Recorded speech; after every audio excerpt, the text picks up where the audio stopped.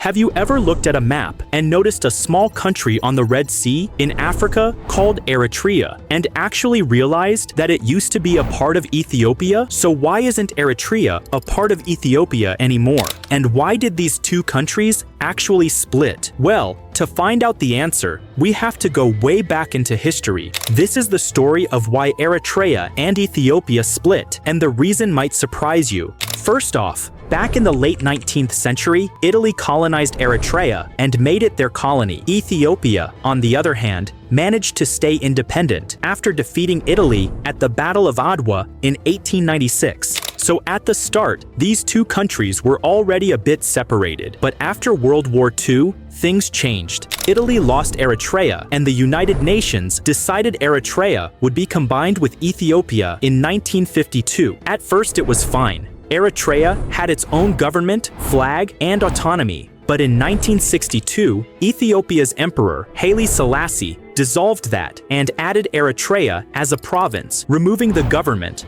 flag, and autonomy. That didn't sit well with Eritreans, and so began a long struggle, the Eritrean War of Independence. For 30 years, from 1961 to 1991, Eritrea fought against Ethiopian governments, from Selassie's monarchy until 1974 to the Derg military regime, the time period after that. Finally, in 1991, the Eritrean rebels, along with Ethiopian rebels fighting against the Derg, managed to win. In 1993, Eritrea held a referendum supervised by the United Nations. The result? 99.8% of the people voted for independence. On May 24th, 1993, Eritrea officially became an independent country. But the story didn't end there. At first, Eritrea and Ethiopia had good relations. But by 1998, a border dispute escalated into a brutal 2-year conflict. Even after peace was signed, tensions were around for decades. Only in 2018 did the two sides finally remain peaceful, at least officially. But today, that peace is still escalating, with border closures, military buildups, and mistrust threatening to pull the two countries back into conflict, and it remains to be seen what happens in the future.